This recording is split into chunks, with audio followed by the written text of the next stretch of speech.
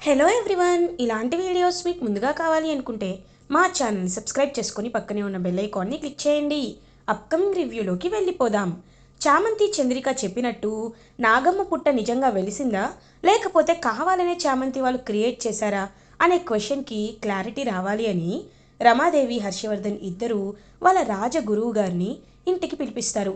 So ఇంటికి పిలిపించి ఆయన చూసేసరికి ఆయన దివ్య దృష్టి ద్వారా ఆయన అర్థం చేసుకుంది ఒకటే. చూడమ్మా రమాదేవి, నువ్వు అనుకుంటున్నట్టు ఈ పుట్టని ఎవరు కావాలని అక్కడ పెట్టలేదు. ఈ పుట్ట అదంతటా అదే వెలిసింది. కాబట్టి మీరు ఈ పుట్టని చాలా జాగ్రత్తగా చూసుకోవాలి అని చెప్తారు రాజగురువు గారు. ఇంకా రమాదేవి చాలా హ్యాపీగా ఫీల్ అయినట్టు ఆయన ముందు నటిస్తుంది. ఆ గురుగారు, ఇదిగోండి మా కాబోయే కోడలు నిషా అని చెప్పి నిషాని దగ్గరికి తీసుకోమని చెప్పేసరికి, కానీ ఆ రాజగురువుకి దివ్య దృష్టి వల్ల అంతా అర్థమైపోతుంది. నిషా పెళ్లి పీటలపై నేను ప్రెగ్నెంట్ అని చెప్పిన విషయం కానీ, అండ్ నిజంగా నిషా ప్రేమ వల్ల ప్రెగ్నెంట్ అవ్వలేదన్న విషయం కానీ అన్నీ ఆయన దివ్య దృష్టి ద్వారా ఆయనకి తెలిసిపోతాయి. ఇంకా అలా నిషాకి ఆశీర్వాదం ఇవ్వకుండానే అక్కడి నుండి వెళ్ళబోతుంటే చామంతి ఎదురుపడుతుంది. చామంతిని చూస్తారు రాజగురువు. ఈ అమ్మాయి అని అడిగేసరికి, ఈ అమ్మాయి పని మనిషి అని అంటుంది రమాదేవి. అమ్మ, కొంచెం నీతో మాట్లాడాలి, బయటికి రామా అని చెప్పి ఇంకా అలా తన్నైతే బయటికైతే తీసుకొని వెళ్తారు రాజగురువు.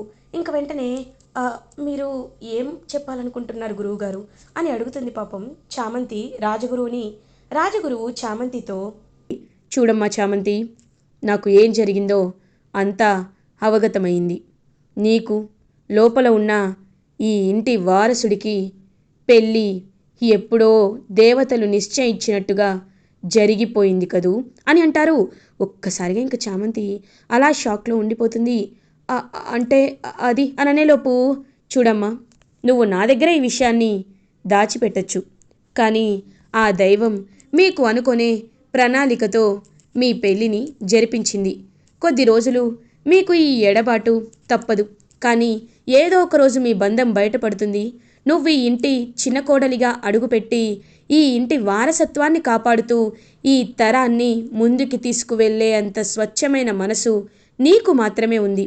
అందుకే ఆ దేవుడు నీకు కష్టాలన్నీ తొలగించి నిన్ను ఇంటి చిన్న కోడలిగా త్వరలోనే ఒప్పుకోవాలని నేను మనస్ఫూర్తిగా కోరుకుంటున్నాను తల్లి అని ఇంకా అలా తనకి కుంకుమనిచ్చి అక్షింతలు వేసి అక్కడి నుండి వెళ్ళిపోతారు రాజగురువు గారు. ఇంకా అలా చామంతి లోపలికి వస్తుంటే నిషా, ఏయ్ ఏంటే, ఏం జరుగుతుంది అని అంటుంది. ఏం లేదు నిషామ్మ అని అంటుంది. మరి తలపై ఆ అక్షింతలేంటి? అంటే నువ్వు ఆ గురువుగారి దగ్గర ఆశీర్వాదం తీసుకున్నావా అని అడుగుతుంది. చూస్తుంటే అర్థమవుతుంది కదా నిషా, ఆశీర్వాదం తీసుకుంది అని అంటుంది రోజా. వెంటనే రమాదేవి, అంటే ఆయన్ని నువ్వు ఆశీర్వాదం తీసుకునేలా చేసావన్నమాట, నిషా ఆశీర్వాదం తీసుకోకుండా చేసావన్నమాట. ఏయ్, ఆ కుంకుమ ఇవ్వే అని అంటుంది నిషా. వద్దమ్మా, ఇది నాకిచ్చిన కుంకుమ అని అంటారు. ఏయ్, ఏంటే ఎక్కువగా మాట్లాడుతున్నావు? ప్రేమ్ నావాడు, నాకు ఆశీర్వాదం ఇవ్వాలి, ఆయన ఎందుకో ఇవ్వలేదు, ఆ కుంకుమ ఇవ్వో అని చెప్పి ఇంకా గట్టిగా కుంకుమని లాక్కోబోతూ ఉంటే ఒక పెద్ద గాలి అనేది వస్తుంది. ఇంకా గాలి వచ్చి అలా ఆ పుట్టలో నుండి మళ్ళీ నాగమ్మ బయటకు వచ్చేసరికి ఒక్కసారిగా వణికిపోతూ అక్కడి నుండి వెళ్ళిపోతుంది నిషా. నాగమ్మ, మళ్ళీ నన్ను కాపాడావు అని పాపం చామంతి నమస్కారం పెట్టుకొని అక్కడి నుండి లోపలికి వెళ్ళిపోతుంది. ఇది ఇలా ఉండగా రోజా, రాజమణిహారం నా దగ్గరే ఉంది, పట్టాభిషేకం కూడా జరుగుతుంది, ఇదే విషయాన్ని ఉపేంద్రతో మాట్లాడేశాను, కాబట్టి ఇంకా మిగిలినది రాజమణిహారం దొంగతనం అవ్వడమే, అదే కావాలి అని వెంటనే కొంతమంది రౌడీలకైతే కాల్ చేస్తుంది. ఆ రౌడీలేమో హలో మేడం అని అంటారు. రేయ్, నేను మీకు ఒక ముఖ్యమైన విషయం చెప్పాలి, రాజమణిహారాన్ని దొంగతనం చేయాలి, అలాగే వెనక సందులో నేను వస్తాను, అప్పుడు నాకే మీరు ఇచ్చేయాలి, లేకపోతే ఏం జరుగుతుందో తెలుసా? చంపేస్తా మిమ్మల్ని. ఆ రాజమణిహారం ఎవరి చేతిలో పడితే వాడి చేతికి వెళ్ళకూడదు, వెళ్ళిందంటే మీరు ఖచ్చితంగా పైకి పోతారు, అర్థమైందా అని అంటారు. మేడం, ఇంత పెద్ద రిస్క్ మాకు ఎందుకు ఇస్తున్నారు మేడం, మేము దొంగతనం చేయలేం మేడం అని అంటారు. ఏయ్, నేను చెప్తున్నాను కదా, మీరు ఊహించినంత డబ్బు ఇస్తాను, చేయండి, అర్థమైందా అని చెప్పి ఇంకా అలా అక్కడి నుండి అయితే వెళ్ళిపోతారు. కాల్ కట్ చేస్తుంది రోజా. ఇక ఈరోజు రాజమణిహారం దొంగతనం జరుగుతుంది, అప్పుడు 100 కోట్లు నా చేతికి వస్తాయి, ఎస్ ఇదే కరెక్ట్ అని ఇంకా అలా రోజా అయితే పక్కా ప్లాన్తో ఒక వే అనేది రెడీ చేసుకుంటుంది. ఇది ఇలా ఉండగా మిడ్ నైట్ అవుతుంది. ఎందుకో చామంతికి నిద్ర పట్టదు. ఇంక తన కళ్ళకి ఏదో లైటింగ్ ఉన్నట్టు, మెరుపులు ఉన్నట్లు అనిపిస్తుంది. ఏంటి నాకెందుకు ఏదోలా అనిపిస్తుంది, నిద్రే పట్టడం లేదే అని పాపం అలా చామంతి లేచి చూస్తూ ఉంటే కరెక్ట్గా అప్పుడే కొంతమంది రౌడీలైతే కాంపౌండ్ వాల్లోకి ఎంటర్ అవుతారు.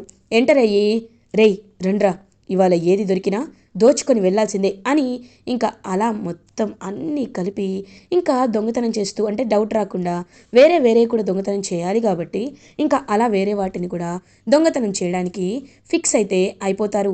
అలా ఇంకా దొంగతనం చేస్తూ ఉంటే అప్పుడే రోజా రూమ్కి వచ్చి రాజమణిహారాన్ని కూడా దొంగలిస్తారు. దొంగలించి అలా తీసుకువెళ్ళబోతుంటే చామంతి ఒక్కసారిగా అక్కడికి వచ్చి షాక్ అయిపోతుంది. రేయ్ ఎవర్రా మీరు, ఏం దొంగతనం చేయాలనుకుంటున్నారా, వేండ్రా మర్యాదగా రాజమణిహారాన్ని ఇవ్వండి అని అడుగుతారు. ఏయ్ ఎవరు నువ్వు, తప్పుకో అని అంటారు. తప్పుకోండ్రా ప్రేమ్ బాబు అని పిలిచేలోపు ఇంకా రాడ్డుతో చామంతి తలపై కొడతారు. ఒక్కసారిగా పాపం చామంతికి తల తిరిగిపోతుంది. వెంటనే స్పృహ కోల్పోయి పడిపోతుంది. అమ్మో, ఈ అమ్మాయి కనిపెట్టేసేది, కానీ ఇప్పుడు అయిపోయిందిరే, రేయ్ పదండ్రా త్వరగా వెళ్దాం అనేసరికి ఇంకా రోజా కూడా రేయ్ ఎంతసేపురా త్వరగా వెళ్ళండి అని చెప్పి పంపిస్తూ ఉంటే, అమ్మ నాగమ్మ నువ్వే కాపాడాలి, రాజమణిహారాన్ని నువ్వే కాపాడాలి అని పాపం చామంతి మెల్లగా అలా కళ్ళు మూసేసరికి ఒక్కసారిగా పుట్టలో నుండి నాగమ్మ బయటికైతే వస్తుంది. బయటికి వచ్చి ఇంకా అలా బుసలు కొడుతూ ఆ రౌడీల దగ్గరికైతే వెళ్తుంది. రౌడీలు పాము అని చెప్పి గట్టిగా అరుస్తారనమాట స్నేక్ని చూసి. ఇంకా నాగమ్మ వాళ్ళని వెంటాడి వెంటాడి వేటాడుతూ ఉంటుంది. అప్పుడే చంద్రిక వీళ్ళందరూ ఆ అరుపులకి బయటకు వచ్చేస్తారు. రమాదేవి, హర్షవర్ధన్ అందరూ బయటకు వచ్చి ఇంకా చూస్తూ ఉంటే ఇంకా అలా నాగమ్మ అయితే తరిమి తరిమి కొడుతూ ఉంటుంది వాళ్ళని. ఇంకా వాళ్ళని కాటు కూడా వేసేస్తూ ఉంటుంది. ఒక్కసారిగా అదంతా ఇంక చూస్తూ, రేయ్ నిజం చెప్పండి, ఎవర్రా మిమ్మల్ని ఇక్కడికి రమ్మని చెప్పింది, దొంగతనం చేయడానికి వస్తారా మా ఇంటికి అని చెప్పి ఇంకా అలా అరుణ్ అండ్ ప్రేమ్ ఇద్దరూ ఆ రౌడీలని బాగా కొడతారు. ఇంకా అలా చామంతిని ప్రేమ్ అయితే వెళ్ళి వాటర్ కొడతాడు. వెంటనే చామంతి పైకి లేస్తుంది. బాబు రాజమణిహారం అని అంటుంది. రాజమణిహారం ఏంటి చామ్ అని అడుగుతారు. అవును బాబు, రాజమణిహారాన్ని వీళ్ళు దొంగతనం చేయాలనుకున్నారు అనేసరికి ఇంకా అలా రాజమణిహారం అయితే కనబడుతుంది. వెంటనే ఇంకా అలా చూస్తూ ఉంటారు హర్షవర్ధన్ వాళ్ళైతే. ఇంకా రాజమణిహారం తీసుకుంటుంది చామంతి తన చేతుల్లోకి. ఏంటమ్మా రోజా, ఇంత నిర్లక్ష్యంగా ఉంటావా, రే ప్రేమ్ పోలీసులకు కాల్ చేయరా, వీళ్ళు వస్తారనేసరికి ఇంకా అలా వాళ్ళైతే అక్కడి జంప్ అయిపోతారు. ఇంకా అలా నాగమ్మని చూస్తూ ఉంటుందన్నమాట చామంతి. అమ్మ నాగమ్మ, ఇవాళ నువ్వు లేకపోతే ఈ పరమ పవిత్రమైన ఈ రాజమణిహారాన్ని దొంగలు ఎత్తుకు వెళ్ళిపోయేవారు. కొంతమంది నిర్లక్ష్యం వల్లే ఇదంతా జరిగింది, మమ్మల్ని క్షమించమ్మా అని నాగమ్మ పాపం అలా నాగమ్మని చేతులెత్తి మొక్కుతుంది చామంతి. అదంతా విని హర్షవర్ధన్, అమ్మా రోజా, నువ్వు ఇంత అజాగ్రత్తగా ఎలా ఉంటావు, అయినా ఇన్సూరెన్స్ చేయించిన రెండో రోజే ఇంట్లో దొంగలు పడ్డమేంటి, డైరెక్ట్గా వచ్చి ఇలా రాజమణిహారాన్నే ఎత్తుకు వెళ్ళాలనుకోవడం ఏంటి, ఇదంతా చూస్తుంటే ఏదో డౌట్గా ఉంది అని అంటారనమాట హర్షవర్ధన్. ప్రేమ్ వెంటనే, కరెక్ట్ నాన్న, మీరు చాలా కరెక్ట్గా ఆలోచిస్తున్నారు. ఎందుకంటే కరెక్ట్గా 100 కోట్లు ఇన్సూరెన్స్ జరిపించిన రోజే ఇదంతా జరిగింది అంటే దానికి ఏదో కారణం ఉంది అని నాకు అనిపిస్తుంది నాన్న అని తేడాగా, అంటే కావాలనే రోజానే పెట్టించిందేమోనని చూస్తూ ఉంటారు. వెంటనే రోజా, అదేంటి మావయ్య గారు అలా అంటారేంటి మీరు, అయినా ఇప్పట్లో మనం చూస్తున్నాం కదా ఎంతమంది ఎలా ఉంటున్నారో చూడండి, ఇన్సూరెన్స్ వాళ్ళ దగ్గర నుండి కాంటాక్ట్ నెంబర్స్ తీసుకొని ఏ విలువైన వస్తువు వీళ్ళ ఇంట్లో ఉందని తెలుసుకొని దొంగతనం చేస్తున్నారని ఈ మధ్య న్యూస్ పేపర్స్లో టీవీల్లో కూడా వస్తుంది. అలానే వీళ్ళు కూడా చేస్తుంటారేమో అని అంటారు. అవును హర్ష, లేకపోతే పాపం రోజాకేం తెలుసు చెప్పు, రోజా ఎందుకు ఇలా చేస్తుంది, అయినా రోజానే కావాలని పెట్టించుకుంటుందా ఏంటి, అలా ఏం కాదు కదా, ఇదంతా కరెక్ట్ కాదు హర్ష, ఏదో మన దురదృష్టం కొద్దీ అలా దొంగలు పడ్డారు, మన అదృష్టం కొద్దీ రాజమణిహారం మన ఇంట్లోనే ఉంది కాబట్టి రోజా అది నీ దగ్గర ఉండడం సేఫ్ కాదు, కాబట్టి ఇప్పుడు రాజమణిహారం మా దగ్గరే ఉంటుంది అని అంటుంది రమాదేవి. ఒక్కసారిగా ఇంకా అలా చామంతి షాక్లో ఉండిపోతుంది.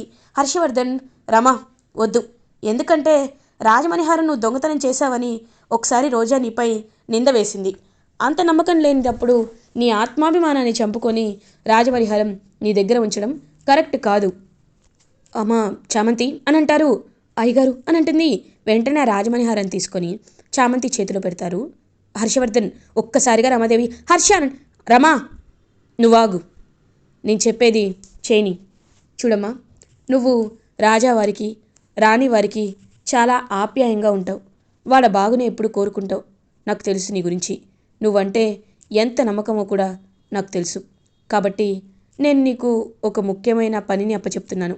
ఈ రాజమణిహారాన్ని దగ్గరుండి చూసుకోవాల్సిన బాధ్యత నీదేనమ్మా, నీదే అని హర్షవర్ధన్ చేతుల మీదుగానే ఇంకా అలా హ్యాపీగా చామంతికి రాజమణిహారాన్ని అప్పచెప్తారు. ఒక్కసారిగా చామంతి ఆ రాజమణిహారాన్ని చేతుల్లోకి తీసుకొని కళ్ళకి అద్దుకుంటుంది.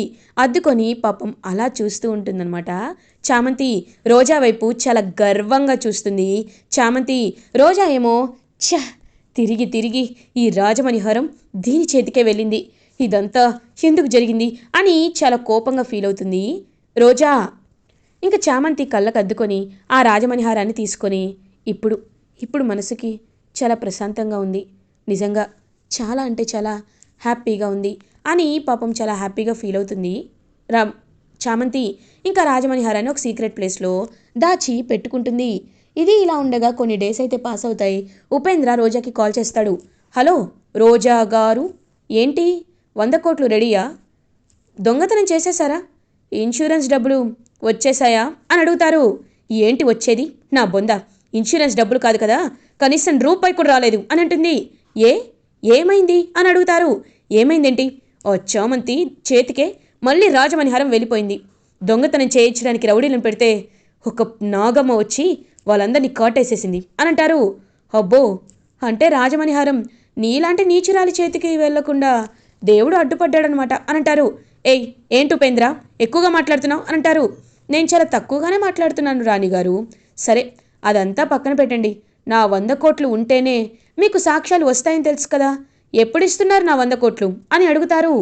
చూడు రోజా, నీకు నేను 3 డేస్ మాత్రమే టైం ఇస్తున్నాను. ఈలోపు నాకు 100 కోట్లు ఇవ్వకపోతే నువ్వు యువరానివని నిరూపించే సాక్ష్యాన్ని కూడా నేను తగలపెట్టేస్తాను. అప్పుడు నువ్వేమీ చేయలేవు అని అంటారు. ఏం మాట్లాడుతున్నావు అని అంటుంది. అవును, నేను కరెక్ట్గానే మాట్లాడుతున్నాను. కాబట్టి నీ జాగ్రత్తలో నువ్వు ఉండి 3 డేస్లో 100 క్రోర్స్ని రెడీ చేసుకో రోజా, నీపైనే నా ఆశలన్నీ అని చెప్పి అక్కడి నుండి కాల్ కట్ చేసేస్తాడు. వెంటనే ఉపేంద్ర రోజా ఏమీ చేయలేని అయోమయ స్థితిలో పడిపోతుంది. ఇది ఇలా ఉండగా మార్నింగ్ అవుతుంది.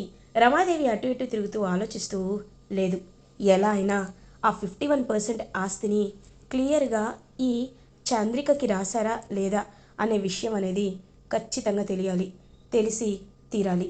కానీ ఎలా, ఏం చేయాలి, నాకేమీ అర్థం కావటం లేదే అని ఆలోచిస్తుంది. అప్పుడే కరెక్ట్గా హర్షవర్ధన్, రమా ఏంటి ఇంకా రెడీ అవ్వలేదా, ఇవాళ బోర్డ్ మీటింగ్కి వెళ్ళాలి కదా అని అంటారు.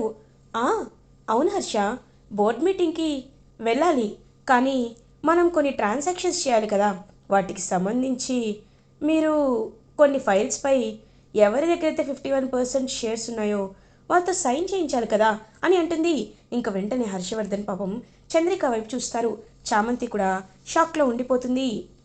ఇంకా హర్షవర్ధన్, రమా వాళ్ళు ఎక్కడున్నారో నాకు తెలుసు, కానీ నువ్వు ముందు బయలుదేరు, నేను వెళ్ళి సంతకం చేయించుకొని వస్తాను అని అంటారు. సరే హర్ష అని రమాదేవి అయితే బయలుదేరుతుంది. ఇంకా వెంటనే అలా హర్షవర్ధన్ అయితే చూస్తూ ఉంటారు. చంద్రిక హర్షవర్ధన్ ఇద్దరు ఇంకా సీక్రెట్ రూమ్లోకి వెళ్తారు. అప్పుడే కరెక్ట్గా రమాదేవి హర్షవర్ధన్కి ఇవాళ ఒక సూట్ ఇస్తుంది. ఆ సూట్ బటన్లో ఒక కెమెరానైతే ఫిక్స్ చేసి ఉంటుంది. హర్ష, నువ్వు ముదిరైతే నేను దేశముదురు హర్ష, నీ దగ్గర నుండి నిజం ఎలా రాబట్టాలో నాకు తెలీదా, అందుకే ఇలా ప్లాన్ చేశా అని ఇంకా కెమెరాలో ఎవరు సైన్ చేస్తారని చూస్తూ ఉంటే చంద్రిక సైన్ చేస్తుంది. ఒక్కసారిగా షాక్ అయిపోతుంది అనమాట. వెంటనే రమాదేవి, ఏంటి ఈ ఈ చంద్రిక సైన్ చేస్తుంది అంటే నేను గెస్ చేసినట్టే 51% ఆస్తి ఈ చంద్రిక పేరుపై హర్ష రాశాడనమాట. నో, నెవర్, అలా జరగకూడదు. అయితే ఆ చంద్రిక తల నా చేతిలో ఉంది.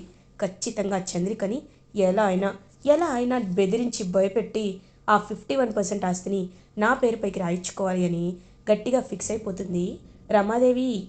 ఇలా ఎపిసోడ్ ఎండ్ అవుతుంది. ఫర్దర్ ఎపిసోడ్ రివ్యూస్ ముందుగా మీకు కావాలి అనుకుంటే మా ఛానల్ని సబ్స్క్రైబ్ చేసుకోండి. Thanks for watching.